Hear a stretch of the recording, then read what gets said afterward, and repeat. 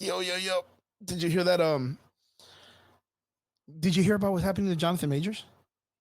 Nah, what happened with The, Jonathan the Majors this now the time? chick is trying to sue him, and she's like deprivation and like Deprivation. assault. This guy's like he's gonna have like a hard year, dude.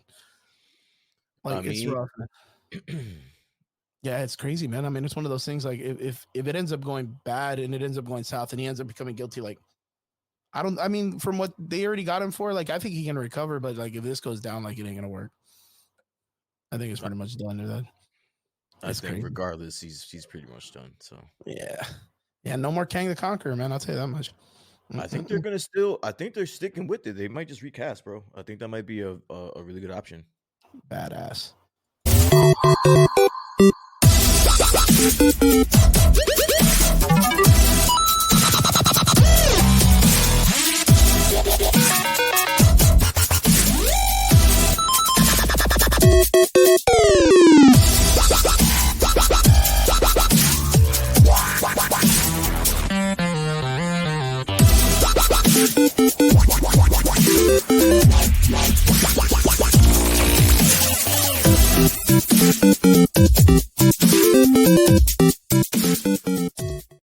What is Mm-mm-mm. up? Welcome back. It's Sunday night. You're here with the Average Boys podcast. It's your boy Crispy, and I got my co-pilot with me, Brian D from New Jersey. Brian D, Yes, what is sir. up, my dude? What's up? What's up? What's up, Chris? How did What's you? going How did on, you? How brother? did you? Oh, How's it been going? everything good. Good. Honestly, I can't complain. Luckily, that I got a chance to get on tonight, which is Mhm. pretty awesome. That's again a Yeah, rare it's a occurrence. blessing, man. I feel like your time is like so worth Definitely a everything, man. rare occurrence, for sure. But you know what? I made it in time. Got still some a little bit of prep time in, and we're good to go. Yeah, True, man. true, true that, true that. How's life in the what Philly? What was it? How's life in the area you're in? I don't know. I'm all fucking messed up right now. I'm It's all tired, good. bro. It's all right. Jersey. Yeah. Yeah. Everything's cool, man. I can't really complain. Just been working, as everybody knows. I have nothing to write home about. Everything's good. I really don't have anything to complain about. My daughter's doing well. She's being a fucking superstar I on saw the stage. video, man. Yeah, dude, she's That's she's awesome, man. she's great. So she's good. I'm good. My family's good. I really, you know what? I don't have anything to complain about. What about yourself, man? How are you? How's everything going with you? How's the new job? Yeah, I got a job. I started it last week at like Wednesday, doing media for a big company that does like drop trucks, Okay. drop racing trucks and stuff like that. They manufacture one of the only comfort drop trucks that make your car like your truck super crazy and nice when you When you race it. say do drop trucks, what does that mean? Like, Um, like let's say they get like a Chevy, right? Like a yeah. nice like or a Denali or something. They can drop it down 4 inches, 5, 7 inches, No, I and get that. I get that part. But what are you doing with them? well, I do their media. I do their video and media content creation and stuff like that. Or what we do is we ask customers to send them their pictures, and we'll modify them and post them on the website. Just promoting the product. Getting the product in people's eyes and then showing it in a different way. And then Got of it. course, Got it. like Got it. Got it. I think the coolest thing is like when I approach the guys about doing it, like an appreciation to the customer, like showing like that since they're proud of our product and they're showing people when they put it up on their webpage, they're Mhm. proud of the way that they promote their trucks or the way that they build their stuff. We're proud of that. We're proud as much as our product that we want to benefit that, and we want to put them out there and help them go viral also. So we asked them to send us their stuff, and we got thousands of people that are on our social media. So like the moment we post something up, like it gets out there real quick. So it's just appreciation, like an Cool. appreciation concept. So we do pictures of trucks showing the suspension kit. We do videos of the suspension kit. We even have this thing going on right now where we're telling customers that have the truck and have the drops, send us the videos that you've cut yourself and send it our way, and we'll put it up for you, dude. We'll like make reels of your shit, like be Yeah. creative and go out there and do some cool shit. And we got ideas too, like I've got the opportunity to fly some drones around some of the trucks that we're building at the shop Yeah. because the shop's nice, dude. Mhm. Like real like Gas Monkey or like those old those shows on TV that have just like acres of warehouse stuff. And I'm talking like the assembly for all the pieces and the mechanic stuff, like it's crazy how nice it is, man. Like Nice. the robotics, like it's almost like you ever see those like those trailers with the Ford things, and they have those fucking like those robot arms that fucking do a bunch of shit. Yeah. They have like 8 of those dudes, and it's run by just 2 brothers. Nice. Like it's not like a corporation that they're out there, like a Ford company or a Chevy company. They're just like 2 dudes, one main guy that was the engineer, the other one that was like the product placement guy, and the like the creator and the designer and stuff like that. And they just went out there and made this cool business, man. And it's all based on like dropping the vehicle down. And when you drop the vehicle down, they used to have this problem where the tires would fucking like move out.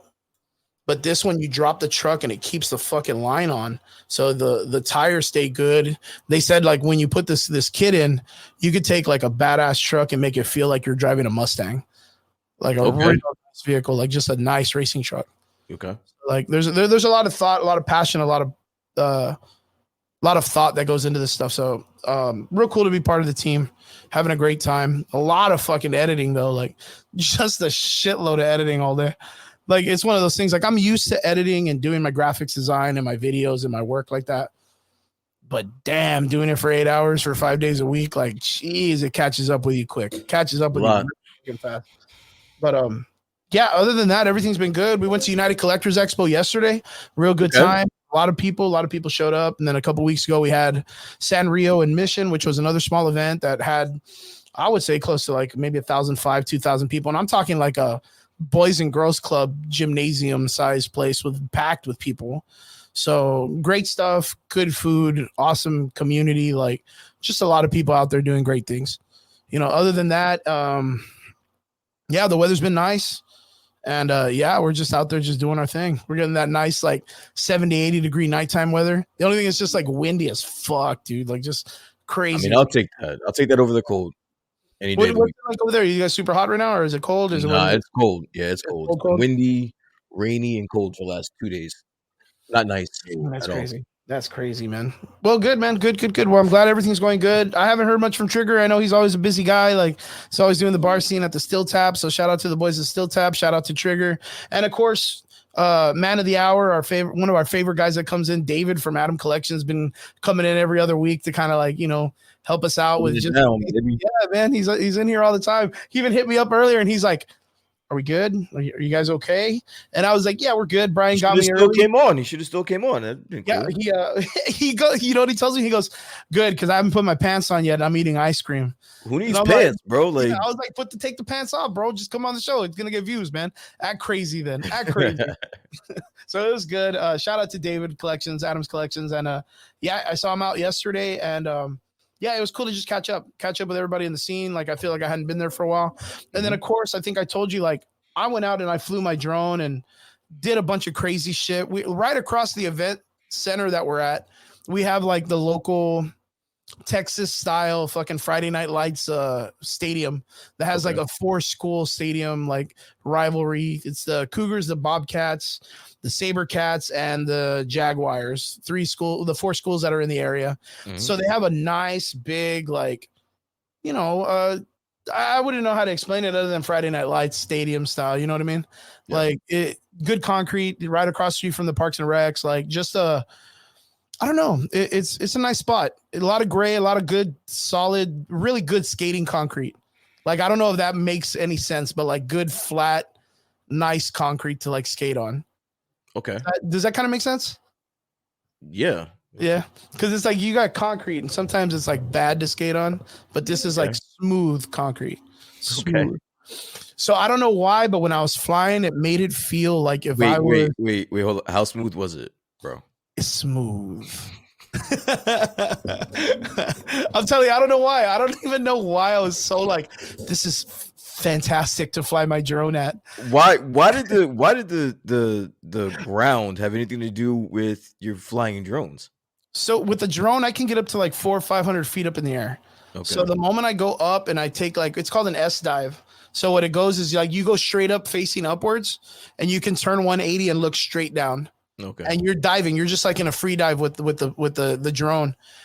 And when you have like of course, when you look at like the landscape and all that stuff, it's just big squares and shit. But you can tell from an aerial view, like the patterns and all the stuff that they put in when the architecture kind of takes its place. Okay. So like with that kind of stuff, like with the concrete, you get like if it's asphalt, you get a lot of like the dark colors. Then with the gray, with the concrete, you get like more white colors. And then you go into the stadium and it has like the bright orange from the track, the silver and the aluminum from the bleachers. Like it's just really, really nice. Like, I don't know, man. Like when you live in the countryside and you just see a lot of green. Smooth, right? Smooth concrete. Yeah. It's the easiest way to explain it is just fucking smooth. It's because, dude, you were in the valley once, bro. It's all fucking potholes. Like it's all potholes and dips, man. So the moment you just get like a smooth street, like we're like, man, you're just enamored by that shit. You gotta do something to it. It's because we're just like, you see that and you're like, man, I gotta skate on this. Like I need to skate on it. So yeah, it was a really nice time. I flew, man, I want to say I flew about 45 minutes of time. Cool. And then I met up with a group of guys. They're called they have a group called the RGV FPV group. Really cool guys, very informative, really into the drone scene. Got to meet up with them, share like, you know, our drone ideas and movements, and got to like take some of their drones out for rides. And it was really cool. It's a hobby I'm really getting into. And there's so much possibility when it comes to cinematics and things that I'm into when it comes to cinematography and video and stuff, that it just makes it, I'm going to cut a video later of the thing that I was doing at the stadium and then at the park. And I think it's one of those things, like when people look at it, they're going to be like, shit, it's like a roller coaster. It really is. It really much feels like I don't like, did you ever play video games? And when you fall off a high area, you get like that pit in your stomach feeling like you're falling. Cause you know, like there's like fall damage or like something like that. You ever get that vibe? Yeah. So I used to get that all the time because I'm scared of heights. Like that's like one of my biggest things. Like, and then today, like me and my dad were talking about like horrible plane accidents and shit. And I was like, Dad, I don't want to talk about this, man. Like, but I'm pretty bad with heights. And doing this has kind of made me overcoming a lot of my fear. Okay, that's cool. Like with it, it's like the drone that I fly is like $1,000. And I take like a full on, like you fly it up super high, you cut the engines and you just like fall to the ground. Mm-hmm. And you're not care. You're not really scared about the free fall vibes about getting that pit. You're scared like I'm going to crash $1,000 drone. So like it's not the fear of the fucking height anymore. It's the fear of losing money. So why the fuck would you do that if that's what you're concerned about when it's a descent? That's what the drone's for.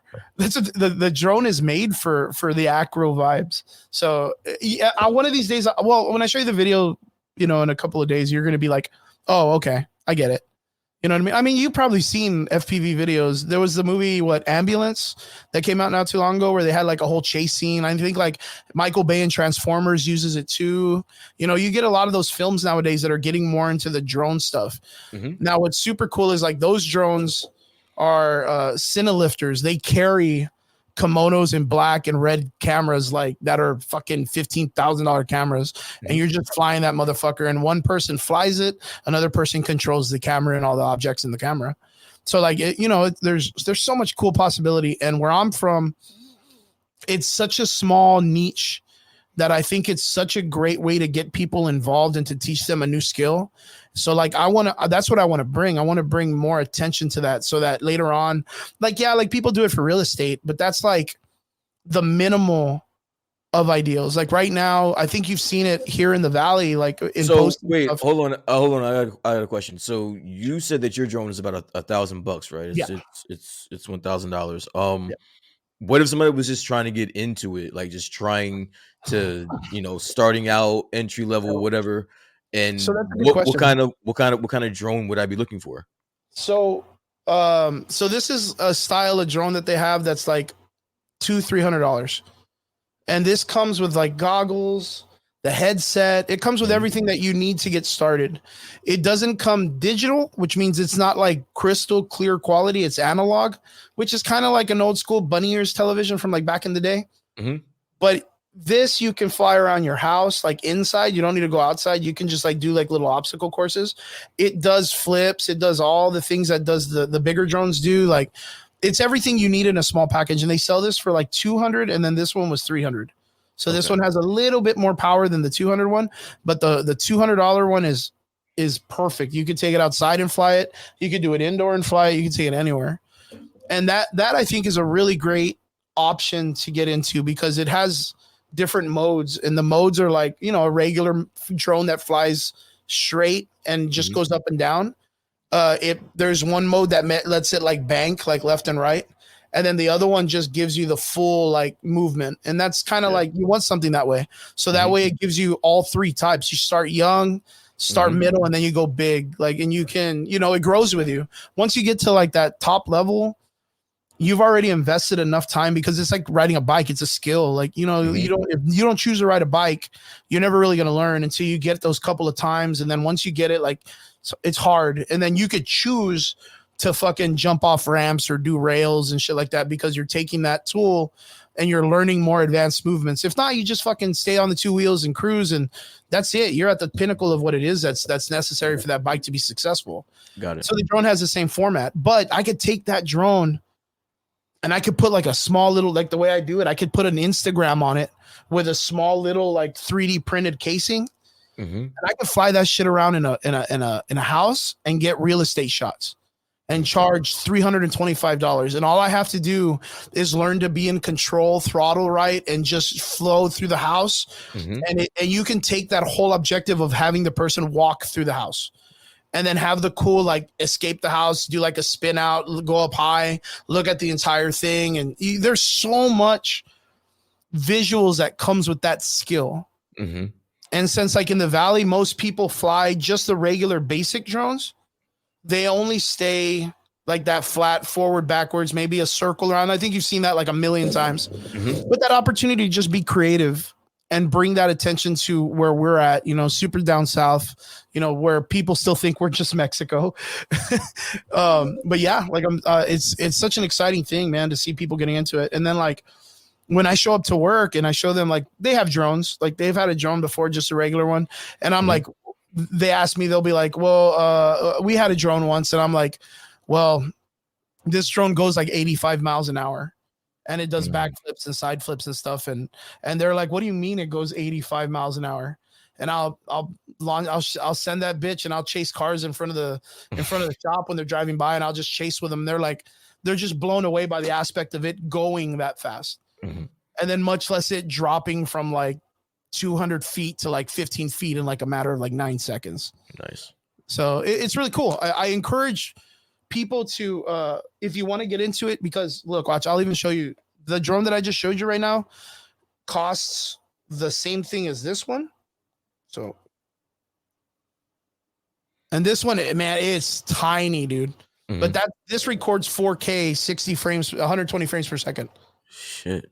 So I could fly this anywhere, dude. Like remote control, like size.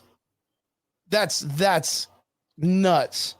So even without a GoPro, I can put this through a house, like just fly it through a window and record 4K 120 frames per second and really get it in there and give you the coolest shots. Like even with the company I'm working with right now, the idea is to, you know, have like the windows down in the truck and fly through the windows, come through, go under it, you know, do like some fucking crazy shit. That's my goal. Like my goal is to like do some good stuff, but nice. You know, I like it. I'm really passionate about it. Like I've already invested a lot of money into this shit. Yeah. Like I'm always investing money. And then the other thing that comes with it is the opportunity to learn like how to solder, how to do engineering, like when it comes to microchipping and stuff. So like, let's say like you're a father, you have a child and you wanted to get her into something like in the science. Like this is a really great opportunity because it's all based on flight engineering, chipboards, soldering. Like it's really, really into the science. And then there's such a cool reward when you get to like fly it and race and do crazy stuff with it. Like, and you put that together. Yeah. You know what I mean? Like you feel so accomplished after you're done building it. Nice. Like I find I wasn't a smart kid in high school. Like I wasn't a smart kid in school. I just literally was like art, English, and sports. Like fuck math. Like I hated math. In science, that was another thing I just couldn't get into. But now that I found a hobby that puts me there, like I'm constantly looking up like electronics and ampage and understanding like what type of like what voltage can go into like motors and just shit I would never have thought of. So that skill, like when my remote controls break, like if a house control or a TV messes up or my computer messes up or even my mouse messes up on my computer, I can open it up, look at the board and be like, oh, that's fried. Let me unsolder it. Let me solder it back together. And that's like, to me, in my opinion, that's like the shit like when we were younger and our grandparents or like our dads used to teach us like those like, fix it yourself, get under the engine and try to do your own oil or change the brakes out yourself. That's that kind of vibe in a new age era, since technology is constantly changing in such a rapid fucking pace. Yeah. So I encourage it. I encourage any type of science when it comes to like drones and stuff like that. If that's the thing, even like RC cars. I know you've seen it before where people are like super into like the little cars that go like 50, 60 miles an hour. So like it's in the same format, but it's just in the air. But yeah, straight modified skill sets. Correctamundo. David, what is up, my dude? Good to see you in the comment section. We were just talking about you and we were like, David, if you wanted to get on with us still, man, you're totally welcome. I'll send you an invite if you want. Rob, of course, Biggie, good to see you, my man. Anybody else that's out there, we appreciate every one of you. Thank you guys for tuning in with us on Sunday. We hope you're kind of winding down from the weekend.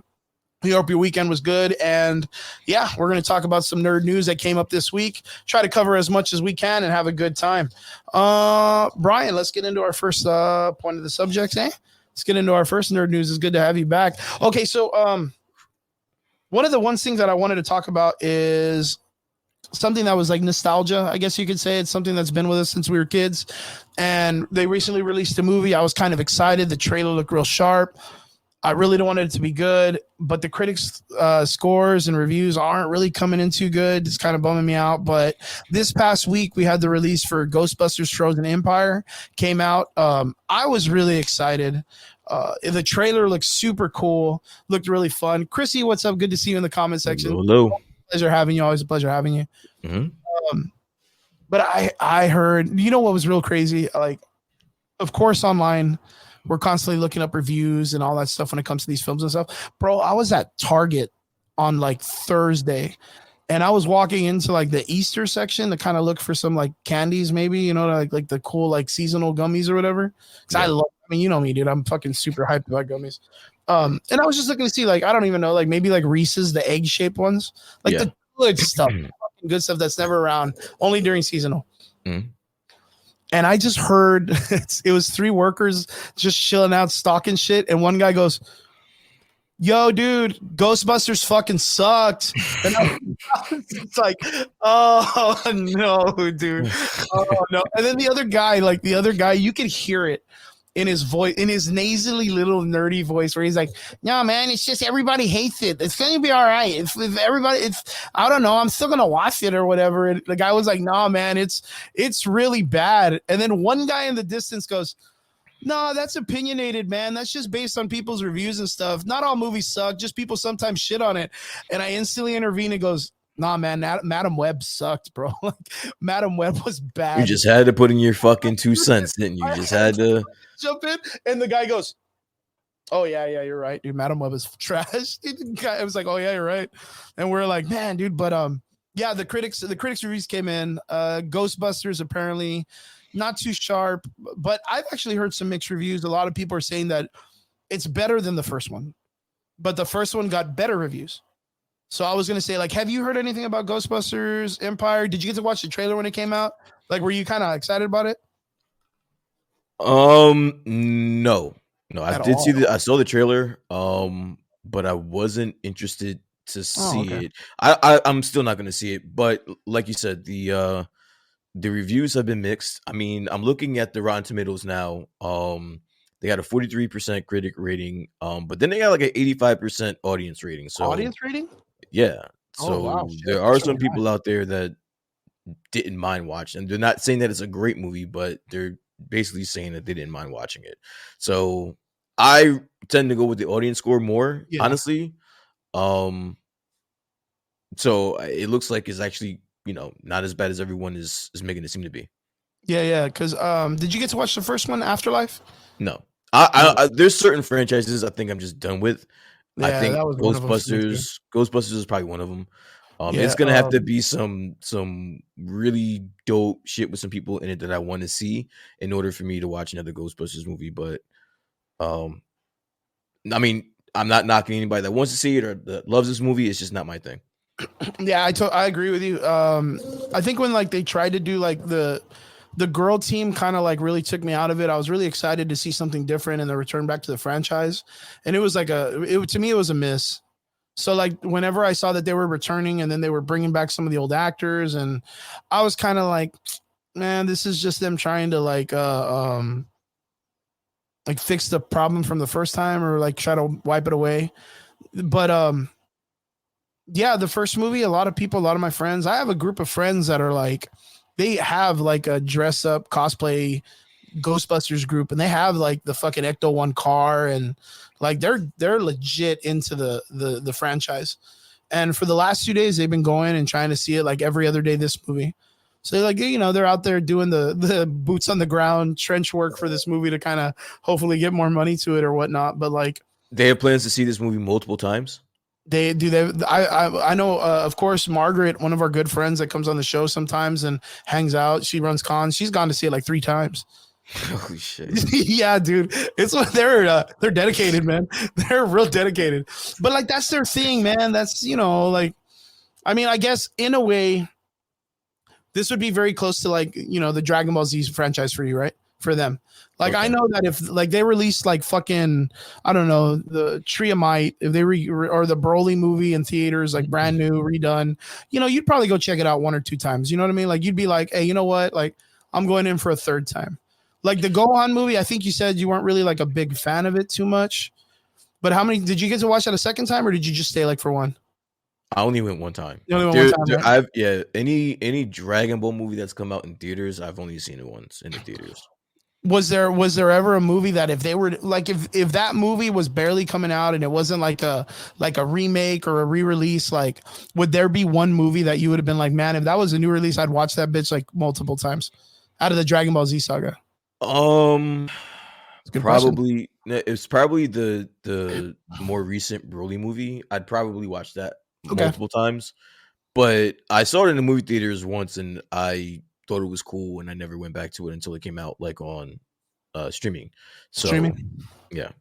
What was like, okay, let me ask you then, because this is a cool question. Like, what was that one movie when you were growing up that was like the one that you were like, I'm gonna go watch it multiple times? Like, what's that movie?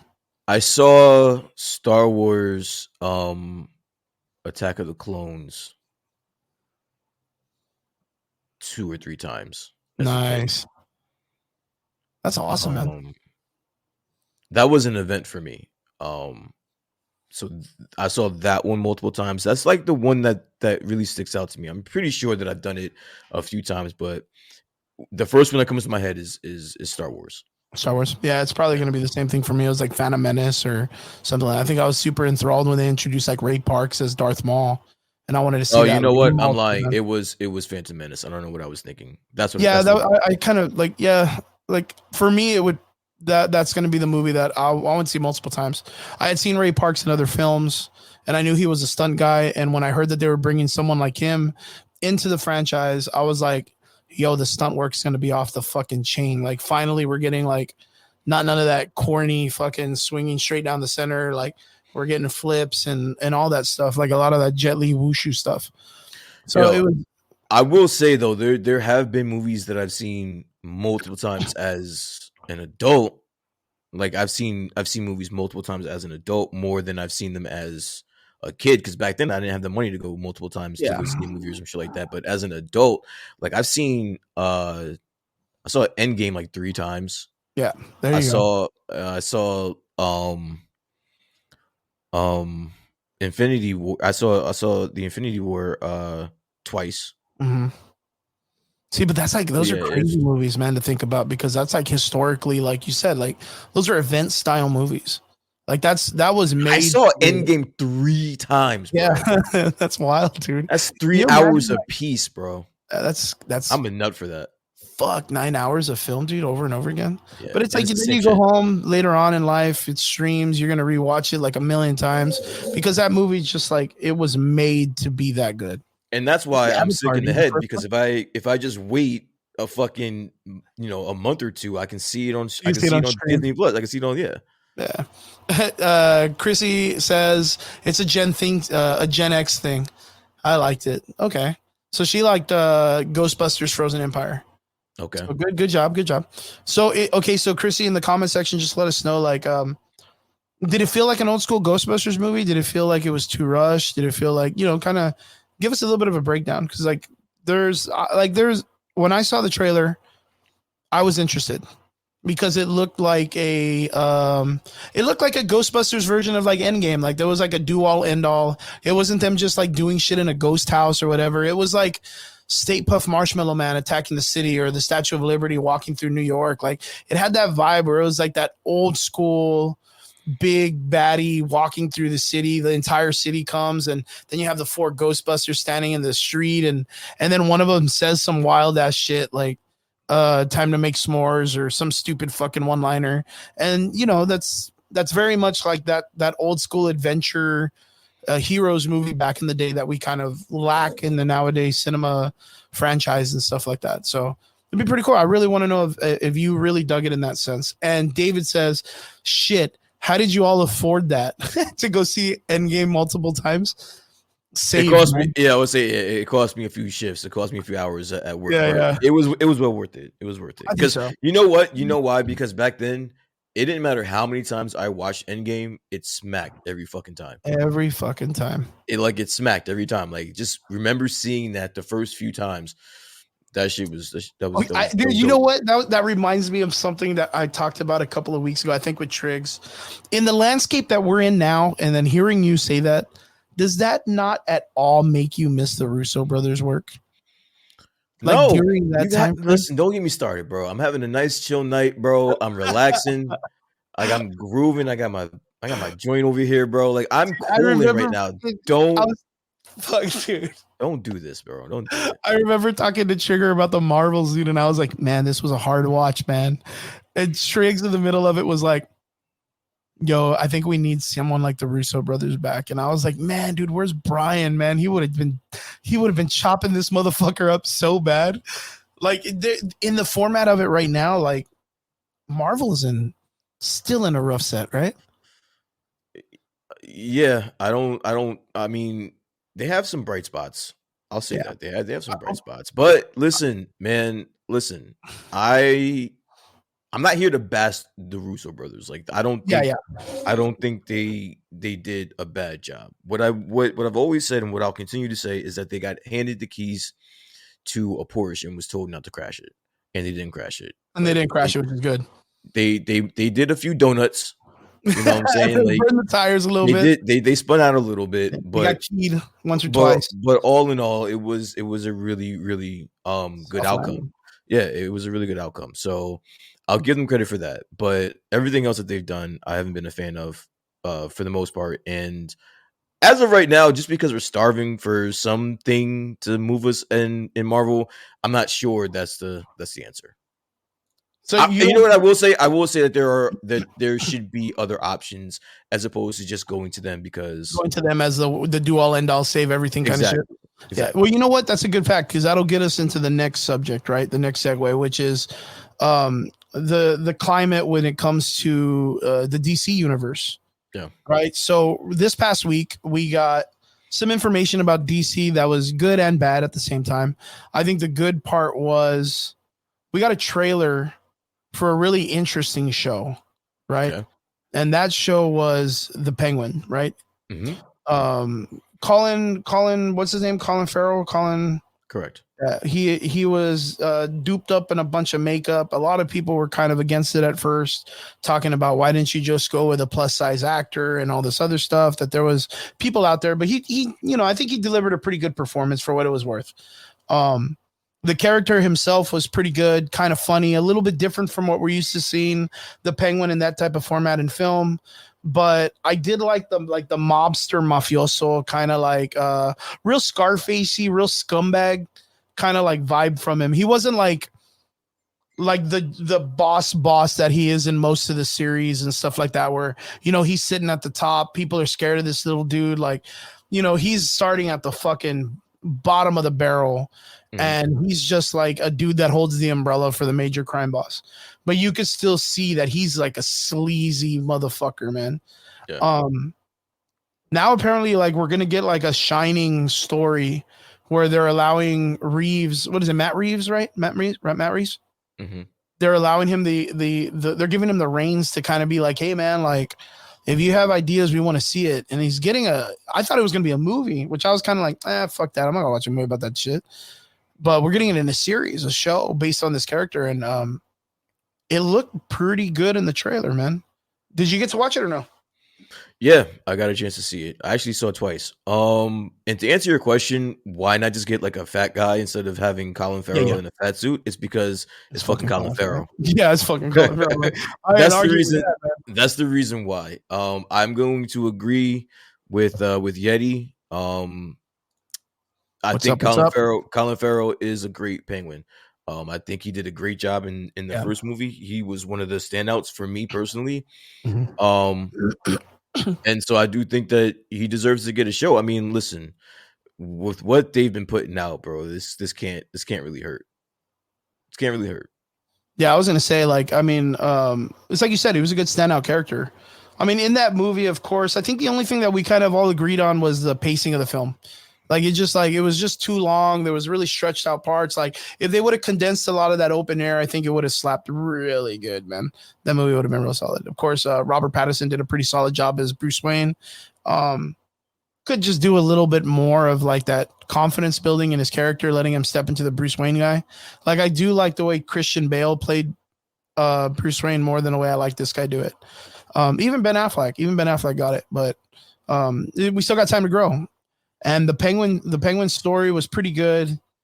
The deliverance was super good. I kind of wanted more Penguin to be more in charge of some stuff, but I think this Reeves guy really has a natch for being like, hey, I'm going to stretch this out. I'm going to make a good trilogy or whatnot about all this stuff, and I want it to work.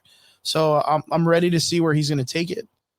But the only problem with all of this was the Penguin looked really sharp, and that was awesome to get at least some type of visual or a trailer or something out of nowhere.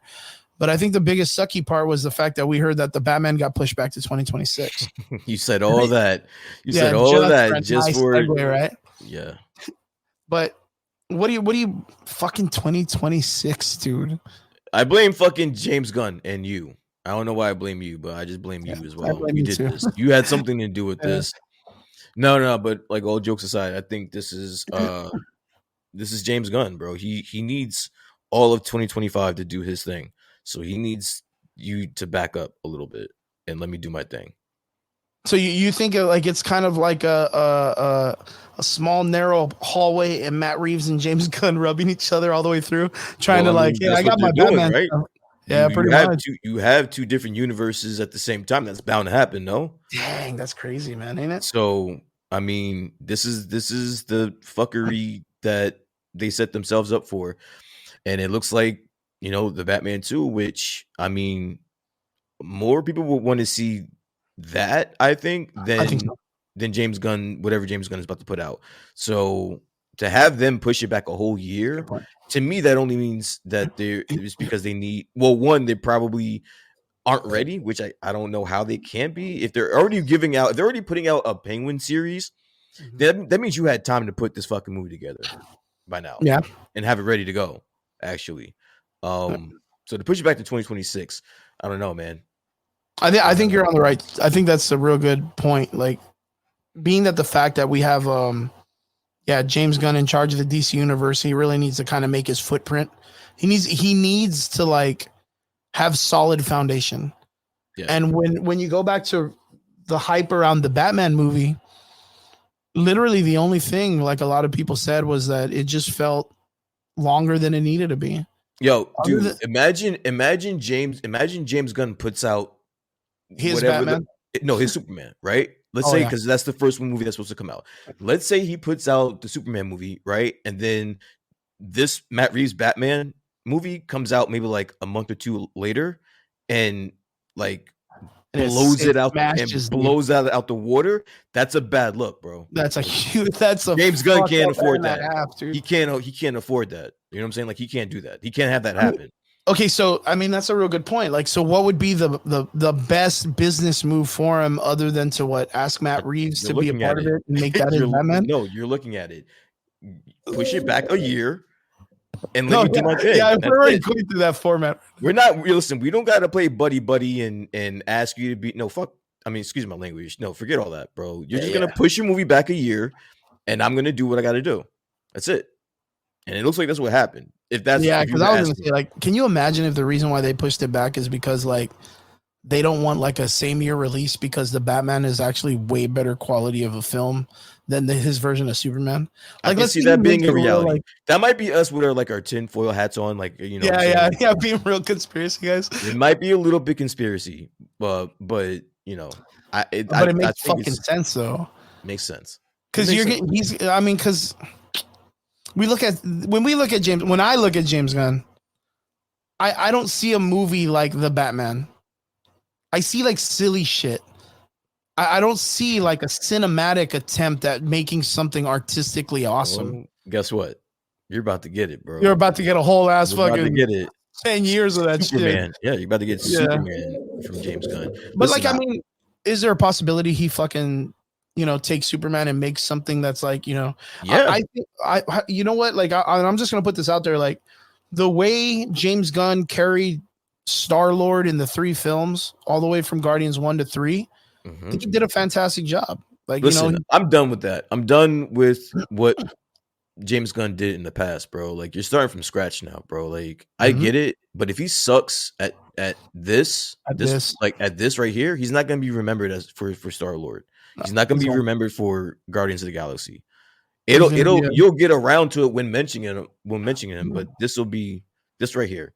This is the dude. big Can one. you imagine the customer backlash, like if he comes in and just drops the fucking ball real bad on Superman? Like this, it's supposed to be, like I said, his foothold in returning the DC universe back to its glory. There's a Like, you lot know what riding. That's what I'm saying. I You're making mean? we're making more sense here because now that just puts more pressure on James Gunn to make Yeah. sure that there's nothing in his way from making that movie a success. You put out this Batman 2 anywhere near that Superman movie and it does better in the box office, Jeez. that's not gonna look Buried. good. That's not gonna look Nail in good the hammer kind of shit. for What a nail in the coffin kind of yeah. shit. Yeah, I wouldn't say that. I don't know if it's a nail in the coffin, but it's not gonna look good. Well, because I mean, the reason why I say nail in the coffin is because then you got to anticipate his next stupid fucking film. You can't really if you're from the studio, right? And James Gunn for somehow, some way fucks this Superman movie up, which I hope he doesn't because I think DC needs Yeah. it. But let's just say he shits the bed, right? Mhm. If you're the company, the parent company, you can't talk down to him because you're stuck with this guy. You're stuck with this guy for a while. So if anything, you know what, you're gonna probably burn one out. All right, Superman didn't work, but let's keep it moving. You gotta keep him focused because you you have too much invested in him already. Can you? Okay, so shout out Jeremy in the comments. Rob, Chrissy, you guys are getting in there good with the comments. I love it. Chrissy says maybe they need the series before they release the Batman to make sense. James Gunn just reboot Madam Web, and Robert says I'm praying to God this is going to be good, bro, because I love the Man of Steel. True that.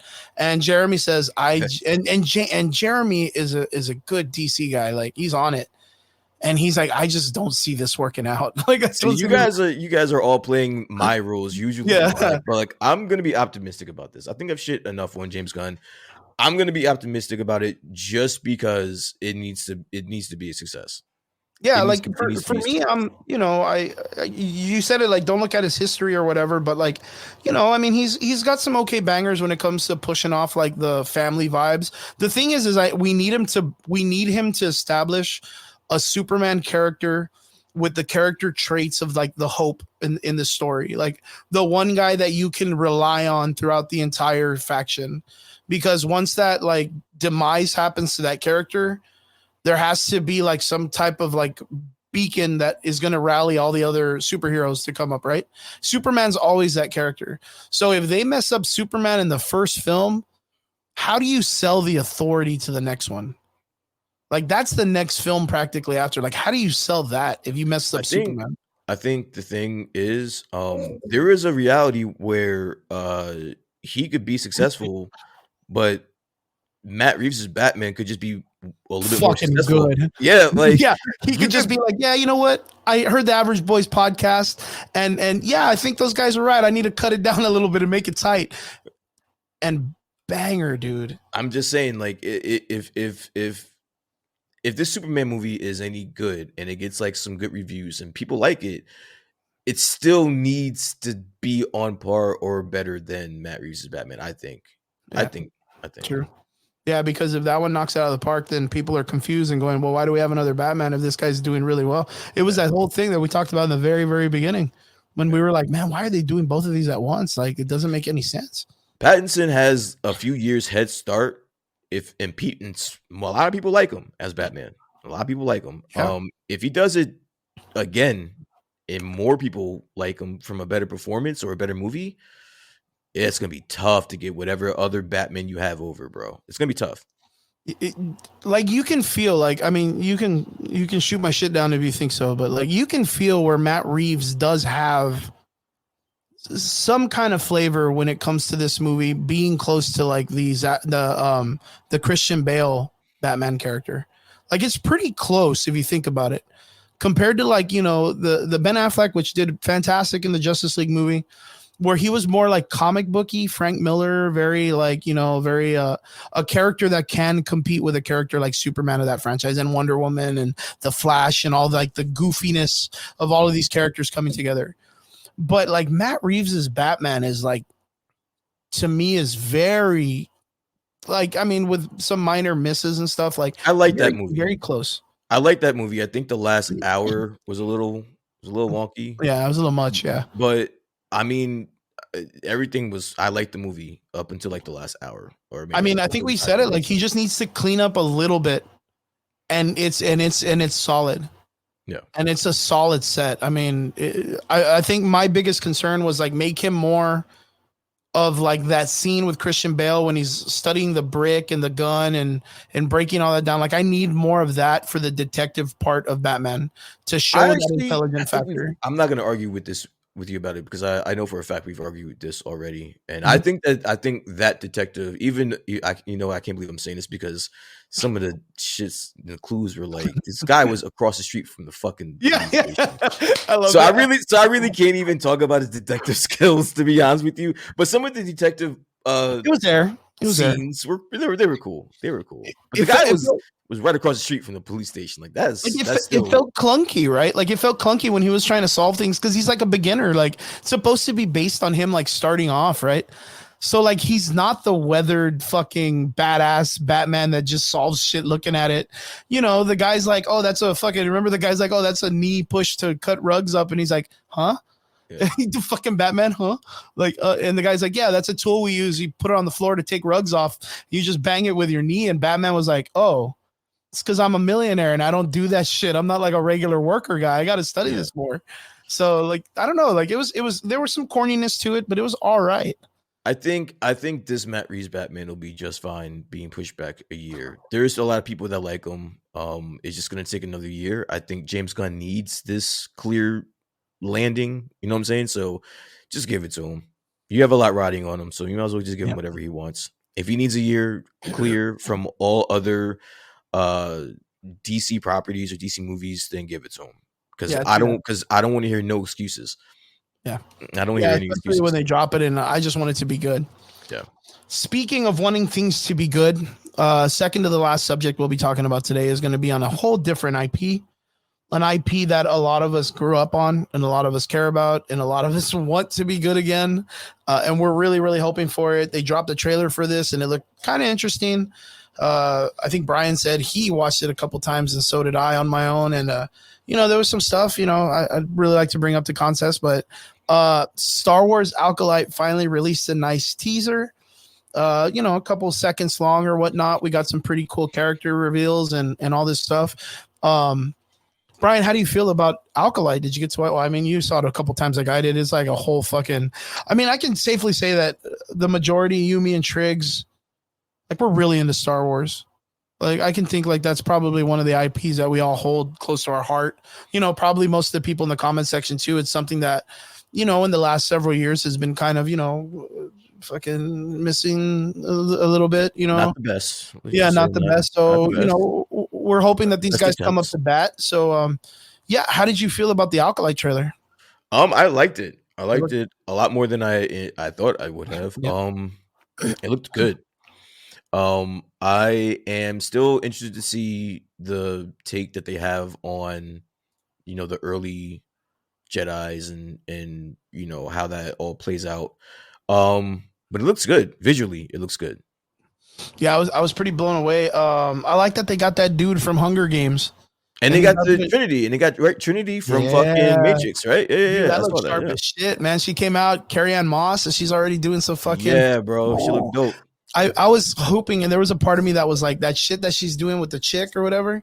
That Hmm. move was like from the Matrix. Like I wanted to, like her do like one of her like I don't know, like just like a Yeah, yeah. cool like just a nod of the hat. Nod, like a Yeah, nod. Yeah, I yeah. would have loved that shit, but then again, like I mean, we want to be able to like remove ourselves from that and not have that be what she's only remembered by because she's been in That a would bunch still be of other. dope though. Like I Yeah, get what I you're was. saying, but that'd be fucking cool. I didn't know she was in this, and that like when I saw her in it, I was like, "Fuck, dude, I'm probably gonna have to watch this really hard." Like I really like it, and then of course, like I said, like the guy from Hunger Games was in it, like the main Yeah. dude, like, and he's doing an amazing job. He's got the whole like fucking samurai kung fu dude. Like it's this one feels very martial arty, like Hmm. very martial arty. But yeah, it's supposed to be introducing that there's like Sith during this like what like High Republic time. So Yeah. this is like several like how many years are we looking back? Like a couple hundred years, right? I think I knew I read somewhere how many years the Acolytes is supposed to be before anything that we've gotten from Star Wars so far. And I can't remember. It's like 100 or a few hundred years or some shit Yeah, like we, that. we can safely say that the Star Wars saga really doesn't like there's not really conforming to this. We may possibly get like a Yoda because that dude like transcends time apparently. He's gonna Yeah. be in his fucking teenage college days, dude, just doing fucking liners off of like younglings and doing fucking keg stands. We'll get a young Yoda. But yeah, everything looked good. Daphne, the girl that played what's her name from Wolverine? From Logan. Yeah, Logan, right? She's in it. She plays the girl that's like an alien, very white makeupy. Um, yeah, I didn't really recognize any of the other actors or anything like that, but everybody looks really good. They look like their comic book counterparts Hmm. because everybody comes from the comic book. I think Yeah. like there's a comic book that kind of relies around that group of Jedi, like them in the academy and them going around doing stuff. So yeah, like you said, it looks interesting. It looks sharp. I don't want to like shoot the gun. Of course, there's probably people out there that are already tearing into it and fucking talking about it being into like certain genres or whatever the fuck, but like it hasn't been out yet. But yeah, it looks pretty good. I'm really excited. You said it right on the button where like cinema wise it looks really sharp. I like that scene when they're like when all the Jedis activate their lightsabers Hmm. and then they like say like they get blown back by something, right? Yeah. But And like then the red lightsaber just starts the spinning red and shit. lightsaber cuts through like all the trees and all that Yeah, stuff. yeah, yeah. Like it's pretty sharp, man. It looks cool. Like that one scene with all the Jedi's like with their fucking sabers out. That reminded me of. It instantly reminded me of the Gladiator scene in the last prequel movie when they're Okay. saving Padme and all Hmm. the Jedi's are out there and you just see lightsabers fucking like swinging in the background like your attention's taken from all the weird orange sand color Hmm. and you just see fucking lightsaber disco action going on. Yeah. Like I was just like, whoa, that looks really fucking cool. Like, why don't we have more of this, like this type of cinematography? And then you see them all get wiped the fuck out. And then I'm guessing it's gonna be like the introduction of some type of Sith, the rule of two, and all this stuff. The main director, I forgot her name. Let me get her name real quick. Do you remember the director's name? I don't think I ever knew the director's name. Acolyte. IMDb. Let's see. Director. Who is the fucking director? Leslie Headland is the creator. Okay, what about her? She came out here. She's really tight with like the Kathleen Kennedy and all that stuff. So like a lot of people are already kind of coming at her about the agenda and like all of this stuff. I didn't really feel it too much like when it came out in the trailer. You know what I mean? I felt like it was like it had its vibes. It had its vibes, but she came out earlier, and I wanted to get your opinion on this. And she was saying that she wants to kind of do a remapping of how we consider the Sith and how we look at the story, where we always looked at the Jedi as the heroes, and the good, and the Sith as the evil and the bad. And they want to kind of make it to where that the Sith are just misunderstood. Like, how do you feel knowing that? Because, us growing up, Star Wars was always cut and dry. Sith good or Sith bad, Jedi's good, lightsabers that are cool colors good, red lightsabers bad. Like, it's always kind of been, black and white, like super, like not a lot of gray in the middle. But now we got this like upcoming idea that, people are trying to be more artistic with the idea and the storytelling of the IP. How do you feel about a story that's going to try to say that the Sith are just misunderstood? I don't see a world where they can, because they're not misunderstood.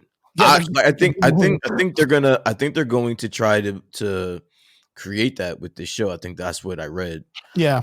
That's what they're gonna try to create. But to me, you're gonna have to do a lot of explaining in 9 episodes as to how they're just misunderstood. Yeah.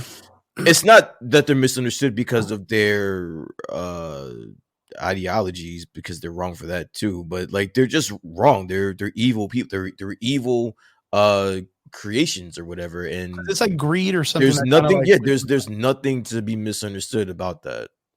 But okay, so they do evil shit. Like yeah, they're pretty bad. Like they're pretty. Like they do evil. They're not misunderstood. They're doing evil shit. So it's like, but like, okay, so the reason why I ask is because we go back to the Obi-Wan show and we had Revan, right? Or Reva. Forgot her name. Reva. I think we never. Her character was kind of like that. She was a Sith in a way. She started off as a Jedi. She accepts the dark side, becomes this, like, I guess you could say like an acolyte of Vader or whatever. Yeah. But she's, coherently a pretty bad person. But then you end up finding out that it was all a misunderstanding, and she was she's an outlier. Like that's not the normal Sith that you're going to be asking us to sympathize with. You're asking about us to sympathize with fucking Lord Sidious. You're asking us to sympathize with fucking Darth Vader. Like that's wiping out the kids' class. That's who you're asking me to sympathize with, and I don't see that happening. Yeah, I don't. When I heard that earlier, I was kind of like, huh. Okay, well, the only person that I can consider in that nature would have been Reva, right?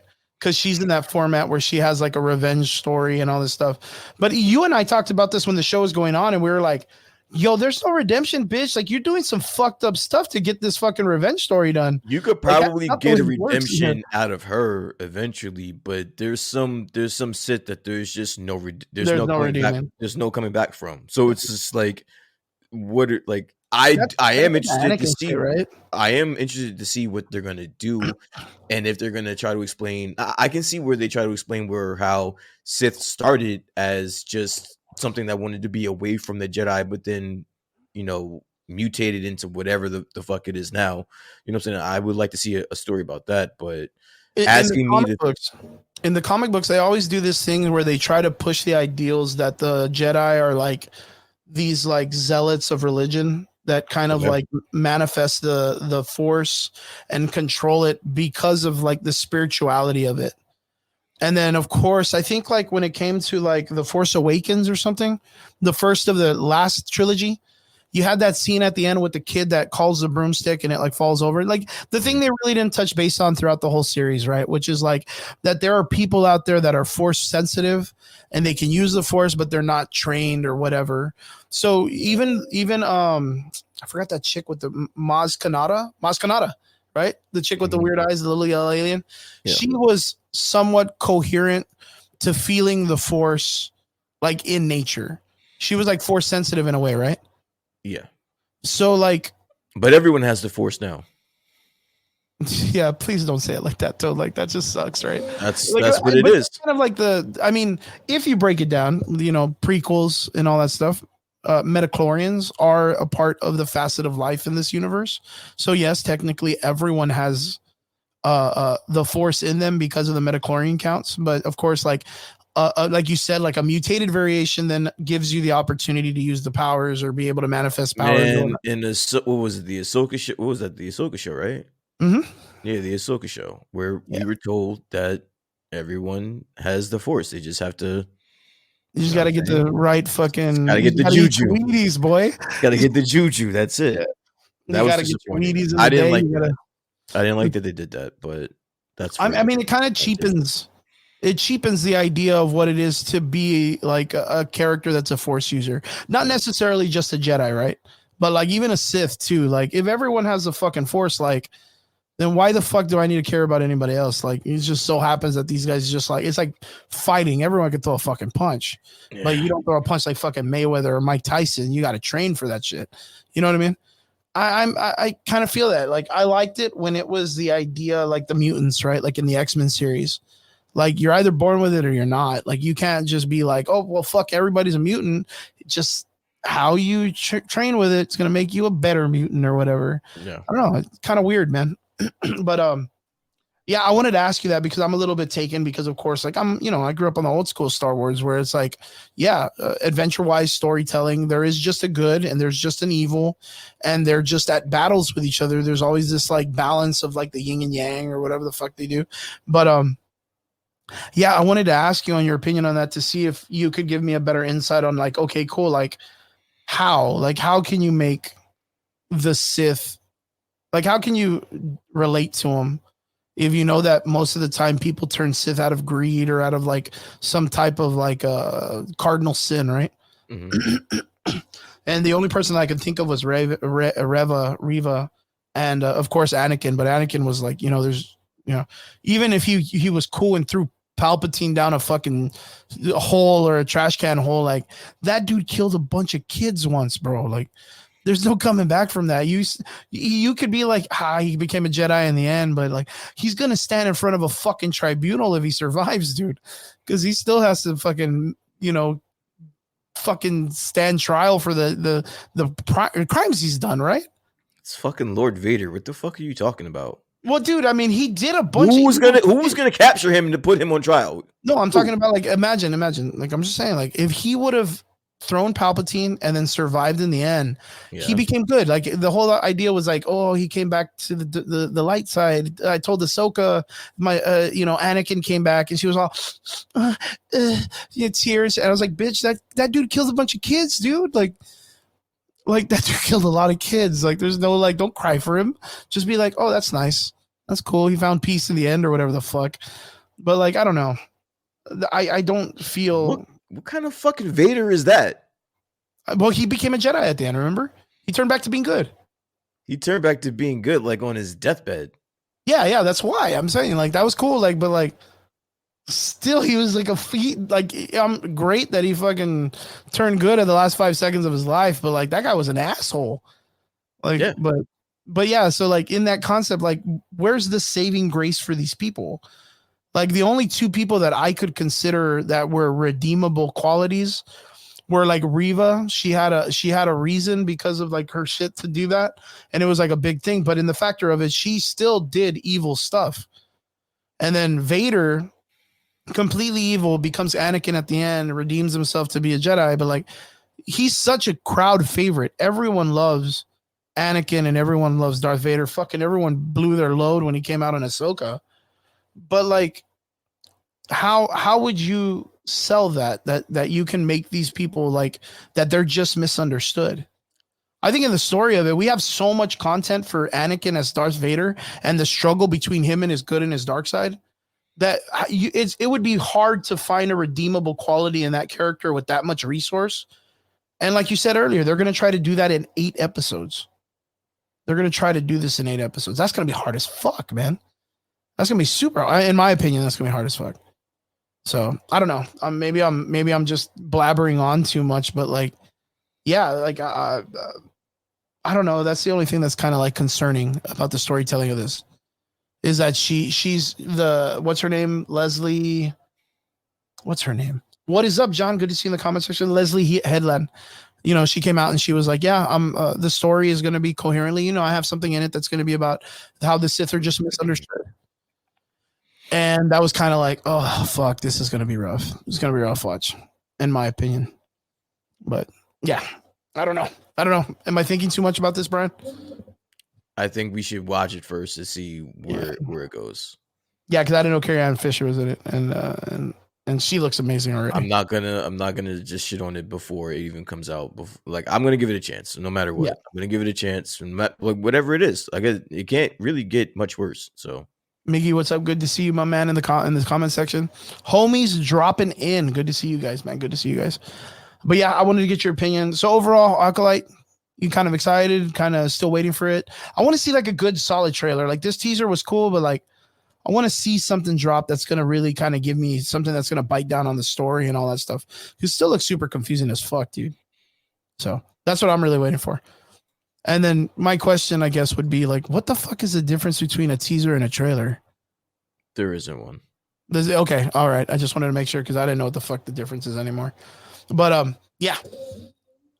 Good stuff. Star Wars Acolyte. Yay. Onwards to the last and final part of the conversation that we're going to be having today. It's something cool. Nostalgia berries. Marvel dropped something this past week that everybody was kind of excited for. I was kind of excited. Brian, were you excited for this drop? We're talking, of course, about Xmen 97. We got a little review. They dropped 2 episodes on Marvel or on, what is it? Disney Plus. So what'd you think? I liked it. I was a big fan of the original Fox cartoon, so this picked up right where it left off. I think the animation was great. I think the characters are just how I remembered them, a little bit different. I do like the addition of Bishop. I like the addition of Bishop. And I think that it's gonna do well. I'm looking at the Rotten Tomatoes again for this one. It's got 100% critic score. Crazy. It's fucking insane. That's crazy. That's fucking insane. Mark, good to see you. Chew a new podcast in the comment section. Shout outs, boys. Shout outs. And it also has a 92 critic audience. Score. Yeah, like an audience score. Nice, dude. Oh, audience score is 92. And that's only for like 2 episodes. Up there. Yeah, that's only for like 2 episodes. So we'll see how it goes on. But yeah, I'm excited. So for you, like watching the show, checking it out, seeing all of it come to fruition, like what were your pros and what were your cons? The pros, I do like, again, the animation. The voicing was fucking awesome. Yep.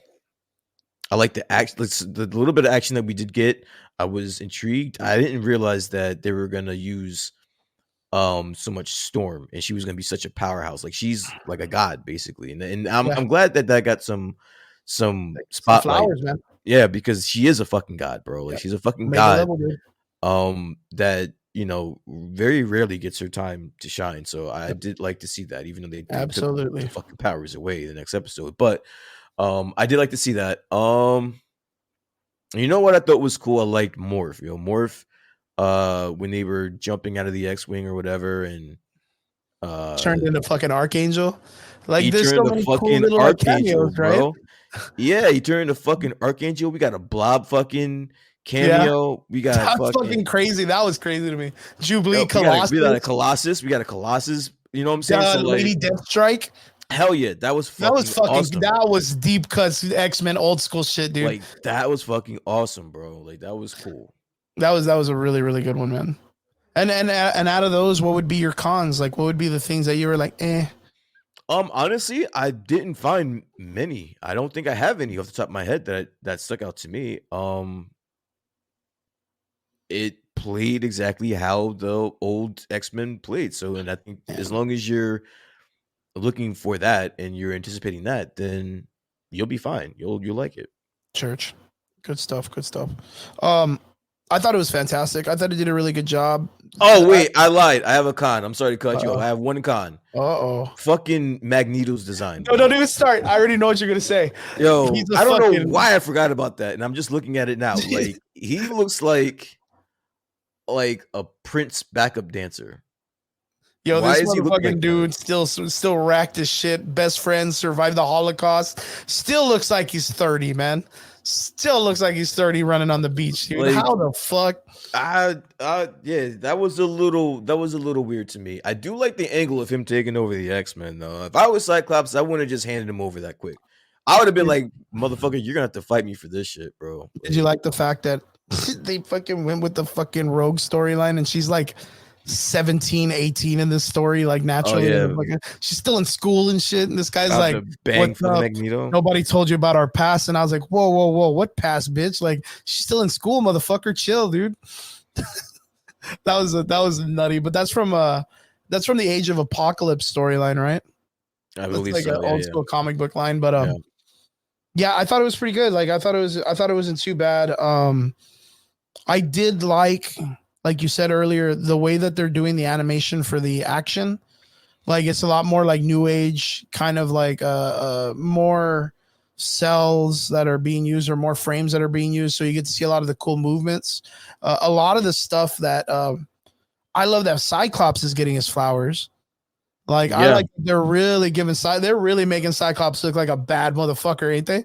Yeah. That whole like dropping in the fucking laser, like fucking him up by sliding back, like him using it like fucking like fighting and fucking shooting lasers. And you know, it's not like, it's badass, man.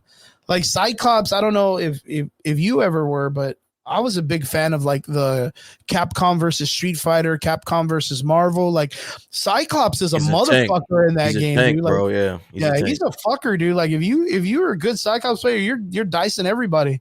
Yeah. And I feel like that scene when he's fucking jacking dudes up, and I felt like that was like straight out. Like they were like, yo, let's get some shit from that video game. Let's draw it into the fucking action sequence. And I was like, I'm here for that shit. I was never a big Cyclops fan. But he looked pretty cool. Like when they jumped out of the fucking plane and he used the fucking the eye blast to be his cushion. Dude, that was fucking cool, man.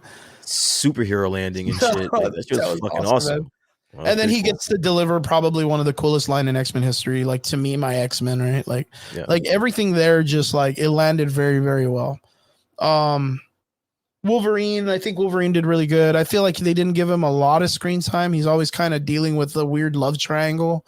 I kind of feel like that's overdone already because, you know, this chick's just having a baby. You're there for fucking 9 months, bro. Like, yeah, leave it already. It's over. Yeah, it's over. Yeah, dude. Nah, he's waiting for that shit to drop, and he's back on it, bro. Man, girl, once you lose that baby weight, I'm back, baby.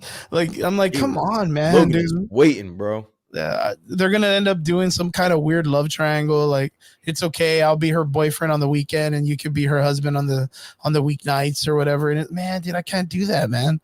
I really hope that they fix that a little bit more because I think that was a little bit Jean Grey's character was really, really cool. I did like the Jeep scene when fucking Wolverine's freaking out. Like he's like fucking 900 years old.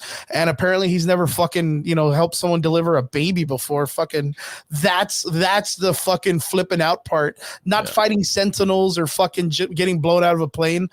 Delivering a baby, dude. Like that's the fucking thing that blows his mind.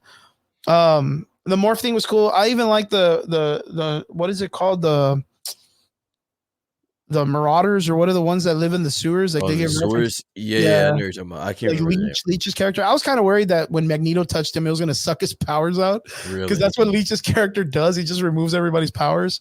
And then he's fighting those fucking FOH guys or whatever. Mm-hmm. And then fucking Magneto gets sucked away from him, trying to be all hero. Out of here, guys. yeah, dude. I thought that was pretty good. Every time I kept seeing FOH, I'm like, oh, it's the fuck out of here, guys. Fuck out of here, guys! Oh yeah, that's pretty funny. I didn't even think of that. What was it? Were they in the original show? I kind of remember. I don't know if it was them, but I do remember there being like a group. The Trask team, right? Yeah, it was a group that just didn't like the fucking mutants and was always. I wasn't a big fan of the Magneto, the Mega Man guns. I thought that was cheap. Yeah, but then again, it's like. All the cartoon back in the day were kind of cheap like that. Like they had like little knickknacks, G.I. Joe kind of bullshits. You know what I mean? Wait, I was confused. So they all had this fucking the blast that can just demutinize a mutant? So, no, what they did was they had they took the technology. They had that type of technology collars, and they put that into the blaster. No shit. That was that gun at the end that had all the fucking steampunk parts and shit. So they just took the inhibitor collar and made that a gun, which is, I mean, if you remember like the second X-Men or the first X-Men, they did that with Magneto. They created Days of Future Past. Remember they created the guns with the plastic syringes that gives people weapons. I think Magneto gets shot with it.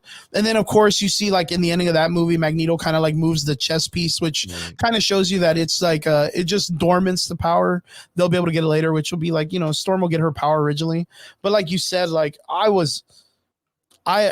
got fucking goosebumps when they were like the Sentinels all like, oh fuck, Omega level mutant in the percent, and I was like, get the fuck out of here. Are you serious, dude? And then they show Storm shows up. She's got her badass Age of Apocalypse mohawk. Like that's like deep cuts into the other universe when it goes in that way, right? Mm-hmm. But like that's like the leather and chain, the badass looking Aurora, right? Mm-hmm. When she comes out and she's like, I love the way she like, they have her character where she's just like the original actress is out there like poetically quoting like Shakespeare and everything she does. Like it was just so fucking, I love Storm from back in the day. So to see her come in and they do the lightning in the eyes, and it's not drawn cheese, bro. Like it's drawn like, yo, respect this shit. Put your fucking slap on that shit. Like it was badass. It was fucking badass. Even the whole like, you want a prison or whatever the fuck at the end before she gets shot. They drop all that shit that looked like the metal. I was like, bro, her and fucking Magneto in a team up would be scary, bro.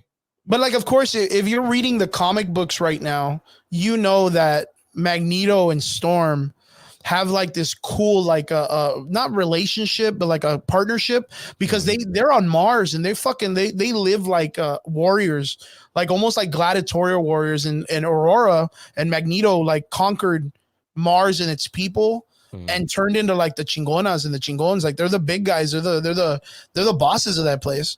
And she's a fucking powerhouse in the House of X and the Fall of X and all the comics. She's a fucking beast, dude. Like she's so cool. The only other Omega mutant is I think Iceman, which hasn't been introduced yet. We'll probably get him later. We got the introduction of Sunspot, which is all right. Bobby Acosta, I mean, he's a really, really cool character also. Till Uranus shows up and fucking rips Magneto's heart out. But Magneto's a G, stayed alive, kept his heart pumping.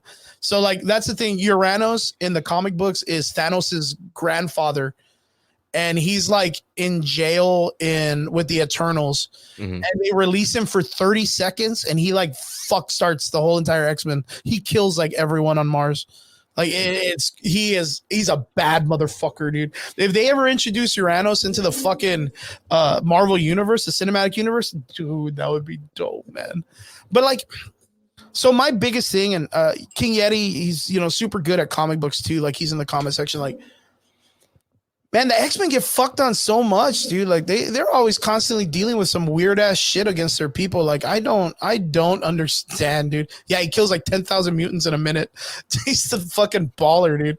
But like the mutants get fucked all the time. I don't understand it. The comic books, they're like, we've talked about this before, Brian, and I told you like, yo, there's no way I survive the Marvel MCU or the Marvel universe, because like there's a world-ending situation every week. I would have gone nuts, dude. I would have gone nuts, man. Like every week, you just want to go buy bread, and there's like a fucking the Venom god of the symbiotes. Fucking drop some 38,000 dragons into New York City. New York City's thrown into complete darkness because there's a fucking magician in the water with a book that just turned everything black. And Kingpin's the mayor, and a bunch of people live on the like. Fuck this, dude! Like giant fucking human beings falling out of space, and dude, we're not surviving this. I'm done. I would be like, nah, I'm done. You're from the valley, bro. You could handle anything, bro. No, man, we're not about that life. We ain't got enough buildings to climb like Spider-Man and shit. You know what I mean? Like, if we had Spider-Man in the valley, he'd just be taking buses everywhere, dude. You know what I mean? He's swinging on shit. He's in the golf course, like in the movie when he's like, and he's got nowhere to go. That's the valley. He ain't got nowhere. He ain't got nowhere. We got one building. That's what we make fun of, the Chase Tower. Spider-Man just be spinning around that bitch all day, dude. He's just be fucking tetherball, but just running around that bitch all day. Just like, well, I hope someone breaks crime here, because I ain't got no way to get there, man. But nah, man. I that reminded me so much watching Magneto and Storm work together, and then not only that, like the strategy work of Cyclops leaving Storm to be with the politicians and look over Magneto. Like he's really like it shows you strategically which characters like need to be in specific places. Like Wolverine, fuck that guy. He's got knives for hands, bro. Get that guy in the front lines, let him stab some people, tell him to go fuck off. Like, you know, like Beast, the dude can flip and tell you some science equations. Like, he ain't gonna do nothing, you know what I mean? Like, but like Storm, like motherfucker, she can take on Magneto, she can protect those people, she can flip fucking hurricanes all over the place. Like, that was a G move, man. The only thing that's super crazy is like I said earlier, like they're giving Cyclops his flowers, but they're doing it in such a great way because he's like an imperialistic dude. Like once they have that moment where all the X-Men get like the House of M, they get wiped out, and I think there's like this one that's like the Happy Day Parade or something, celebration parade, that where like they kill like another 175,000 mutants and Hope Summers, and no mutants can have kids or whatever the fuck. Like there's a part where Cyclops takes Charles Xavier's ideals of how the X-Men need to coexist, and he merges them, and he grotesques them with Magneto's like ideals also, and he becomes like this tyrant of the X-Men community. Like there's a part where he ends up killing Charles Xavier because he's like, you've fallen away from your ideals and I will continue them, and he fucking kills him. So like I kind of wonder if they're gonna go in that, like, you know, if they're gonna go in that path where they're gonna show him like start to turn into like this douchebag guy that's just hyper addicted to like, I have to protect my mutants, I have to protect my kind.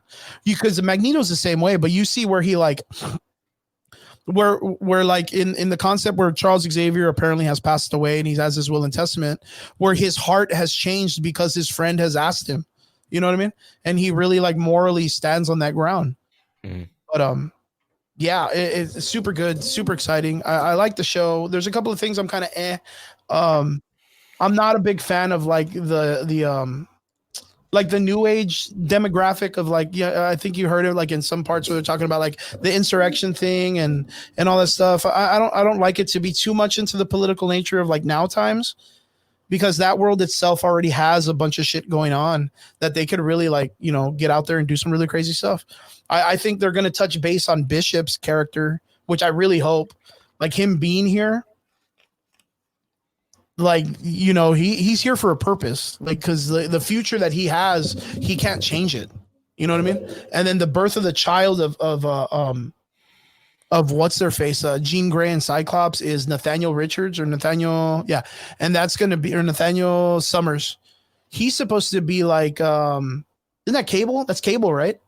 But there's like, yeah, that's Cable. But there's another guy too. His name, he has like a weird Galactus costume. I can't remember. It's like Shiva. I don't know. It's something like that. But he's wearing like silver armor. He has like a big ass cape, and like I don't know, like he's got weird ear things. I don't know how to explain it. If you saw a picture, you'd be like, oh fuck, I remember that guy. Strife. There you go. I remember that guy from the fucking video games back in the day.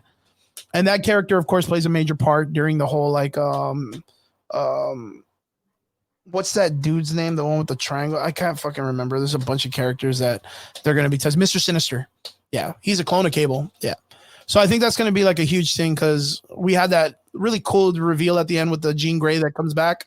That's there. So yeah, super excited. What do you think, man? I'm excited as well. Easy part, right? I just went off on like a crazy. You can tell how fucking excited I am about this shit, dude. Yeah, that was fucking nuts, dude. Damn, I need to stop drinking so much fucking energy drinks. That was nuts. What is something that you like to? Because this is only going to be like 8 episodes, right? I'm not sure how many episodes it is. What would you like to see come out in the show? Like, what would be something cool that you'd be like, fucking A, that's badass? I mean, just growing off of what I've already am expecting. I don't know if there's anything like, what do you mean? Like, there's just something like specific that I'm looking for in a show that I don't know what the fuck's going on? I'm tweaking. Fucking King Yeti's like, Chris is tweaking. It's all the fet, dude. It's all the fet. My Adderall moments. So one of the things that I'm kind of like hoping that we get, which I've heard, is we're gonna get the Onslaught story. Okay. So Onslaught is this amalgamation of when Charles Xavier goes into Magneto's mind to kind of like erase his brain or some shit, and the consciousness of Magneto goes into Charles Xavier, and it manifests this like fucking crazy apocalypse level character. And yeah, he wipes out a fuckload. Like it takes like, didn't it take like Nathaniel, what's a Reed Richards kid? Is it Nathaniel Richards or what? What's the kid? Fucking what's his name? Well, it takes the son of Reed Richards to bring all the fucking heroes back, because all of them die. Okay. Like all of them fucking die against against Onslaught.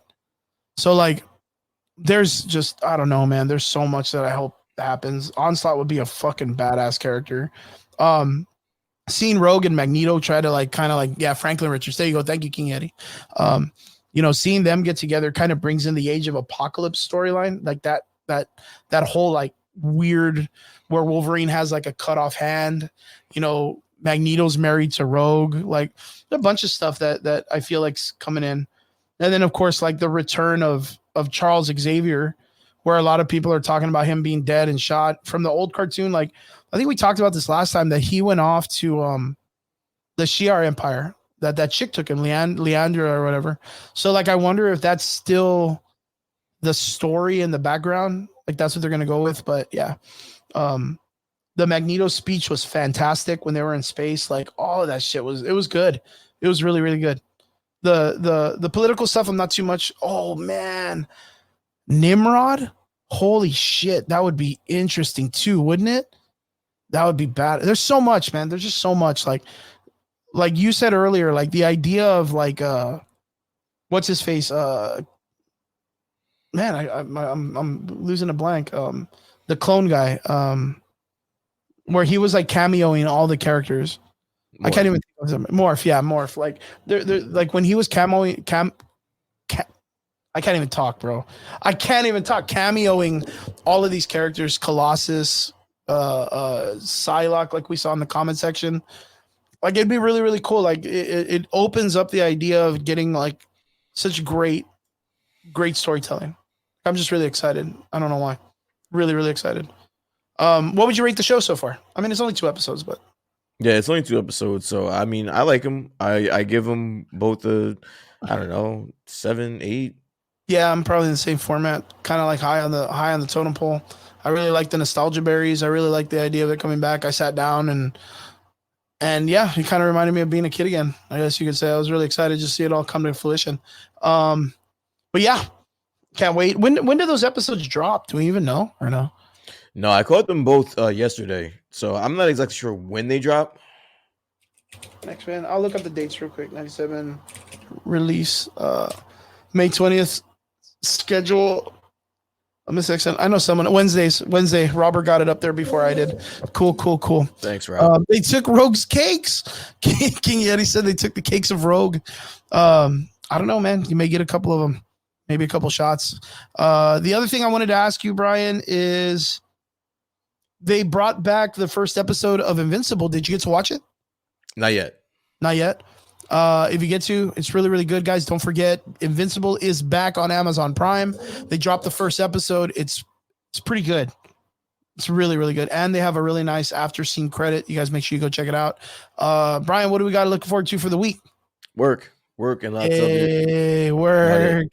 Yeah, I'm in the same boat. Excited to go back to work. Brian, I want to say, of course, it's always a pleasure having you, man. I know you're always a busy guy on Sundays. I'm really happy. I mean, if you ever get a chance, let your manager or whoever lets you fucking have time off, like fucking tell them thank you for us. You know, I love it when you're on the show. You're one of my best dudes. Oh, we got to get D on the show. We got to get D Vargas on the show, man. Oh, yeah. That was really cool. That was really, really cool. We had a really cool show a long time ago. It's like where you and I first met, you know, kind of like in that time period. Where we had like a badass Halloween discussion and 13 Ghosts came up. And then we just got that last week where they're like, yo, they're returning to it and they're going to make a show. We got to bring D back. We got to have a show where it's just you, me and him talking about some crazy shit.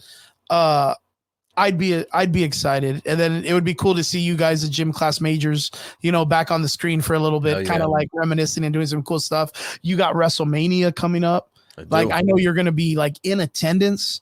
You're gonna get to see that shit. So like I know D would probably want to talk about that with you and kind of get your input and talk about all the storylines and all that stuff.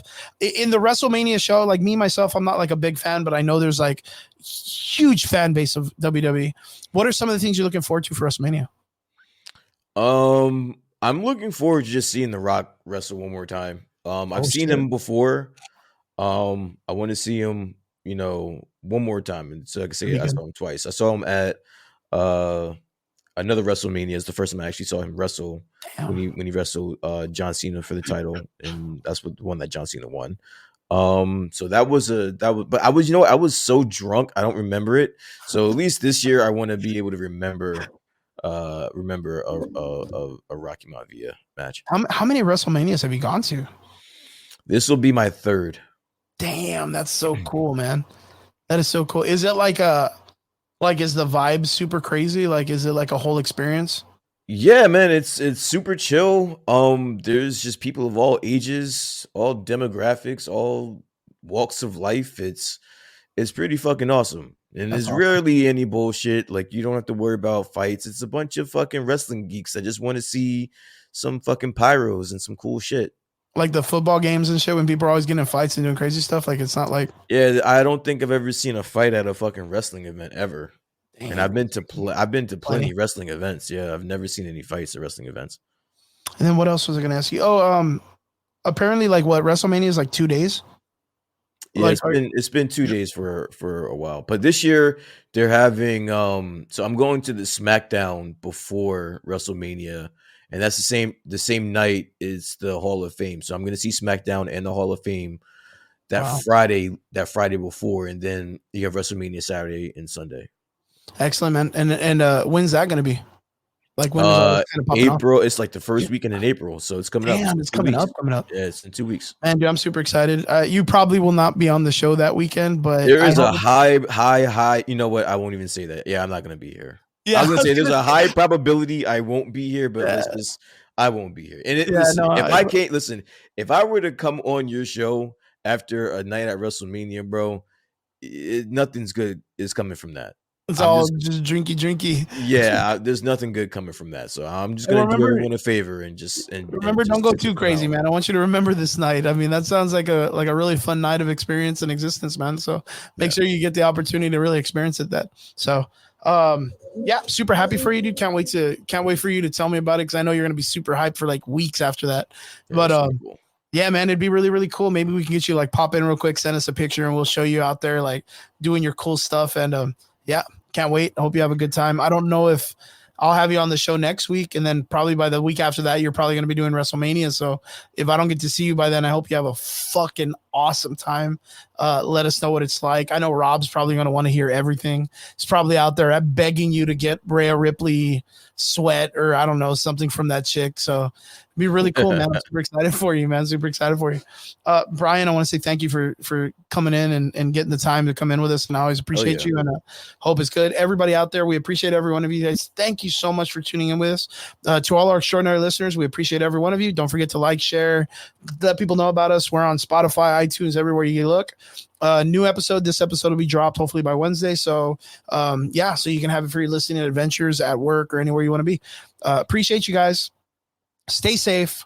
Go out there, watch that whole, cold season or whatever. Appreciate you guys. And have a good weekend and be good, or have a good week and be good to each other. Laters.